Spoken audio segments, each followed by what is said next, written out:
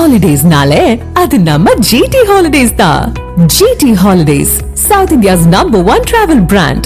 You know you are special when you're with GT Holidays.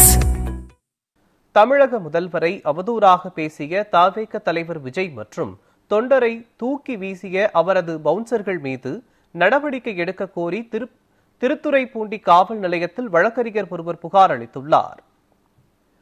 Thiruvarur மாவட்டம் திருத்துறைப்பூண்டி காவல் நிலையத்தில் அதே பகுதியை சேர்ந்த வழக்கறிஞர் சிவசாகர் புகார் மனு அளித்தார்.